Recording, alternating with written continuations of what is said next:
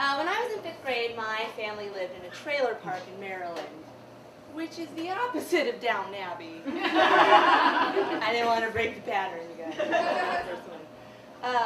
We had a corner lot, which meant that we had the biggest yard, and so we were the fanciest of the trailer park people.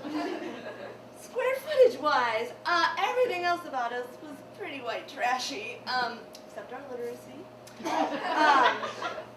But living in a trailer park is close quarters, and the fiberglass walls of a trailer are about 2 steps above putting a sheet across your room so that you and your sister can each say you have your own room. You can hear pretty much everything your neighbors say, smell everything that they cook, and if you are lucky enough to have a neighbor with cable, you can watch MTV on their TV from your couch. Maybe that part wasn't so bad, but it did mean that you had to be friendly with all of the kids in the park, especially if you had the biggest yard. And even if they sucked as hard as Emily Olsen did.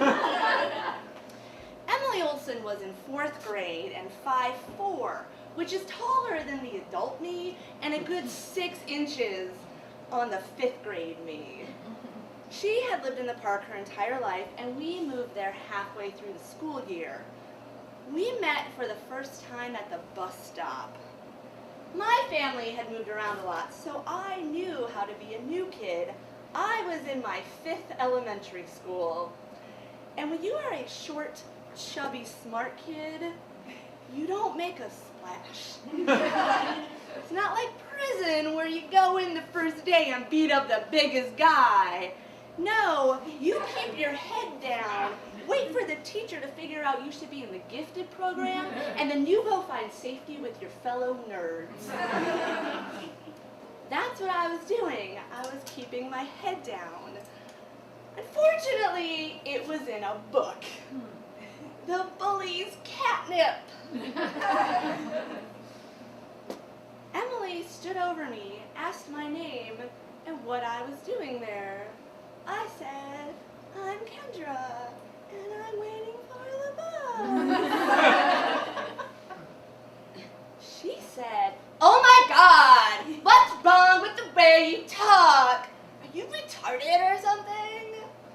And I said, no, I just moved here from Iowa. She said, what are you, some kind of farm girl?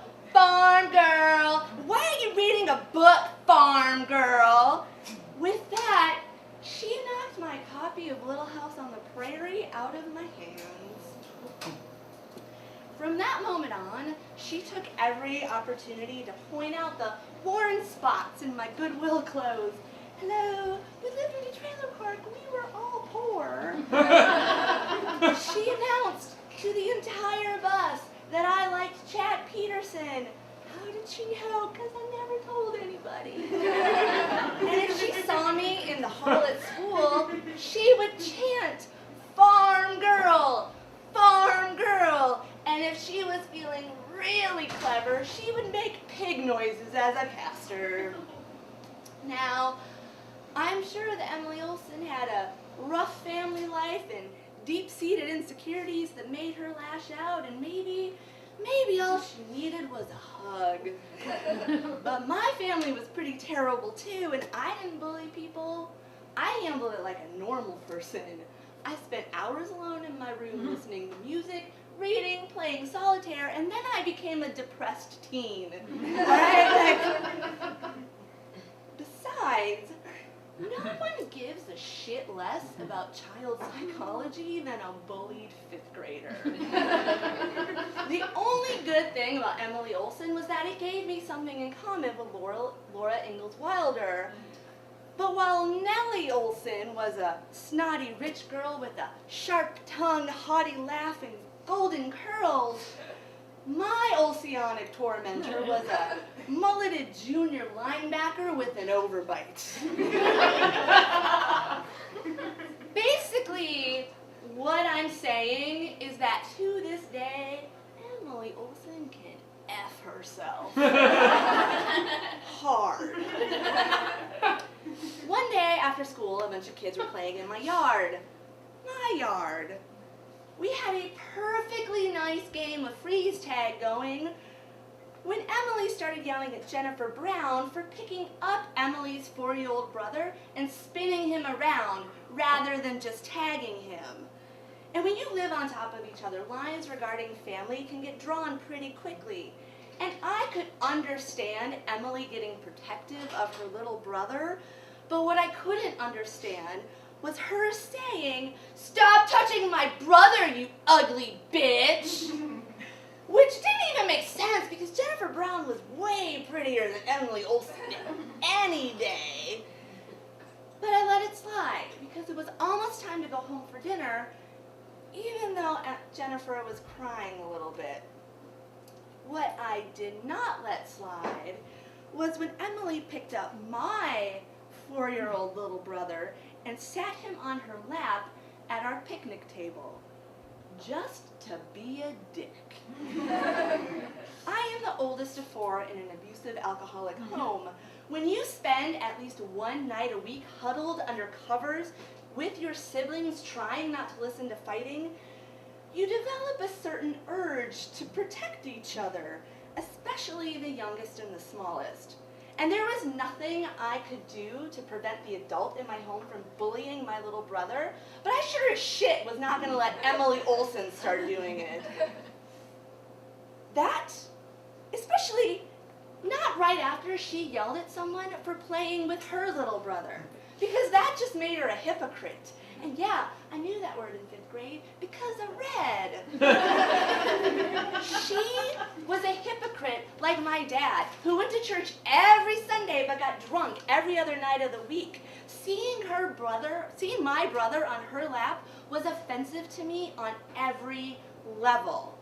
So I yelled, "You stop touching my brother, you ugly bitch!" Emily dumped my little brother on the ground, stood over me, and said, "What are you gonna do about it?" I reached up as high as I could, and I pushed her shoulders.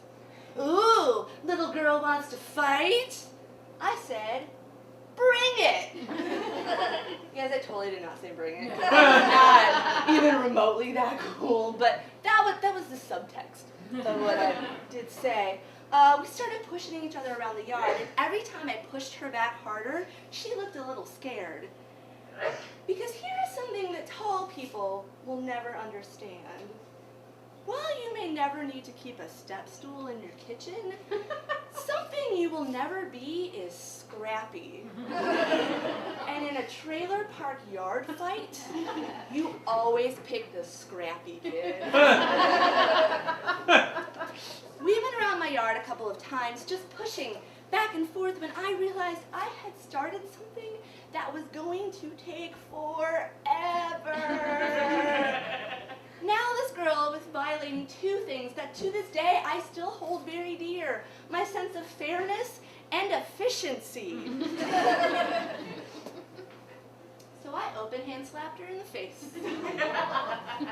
I will never forget the look of shock, because that is the moment that Emily Olsen learned the lesson of scrappers. She tried to slap me back. I ducked, which is another thing tall people don't do very well, and as I went down, I thought, screw this. So as I came up, I right hooked her right in the face. And bitch went down. Then she got up and went home crying. And I would like to say that I played it cool, but as soon as she was gone and I scanned the yard and saw the faces of shocked children, I myself started crying and went into my house. Trailer. But from that day until the day we moved a few months later, Emily Olsen never spoke to me again. Thank you.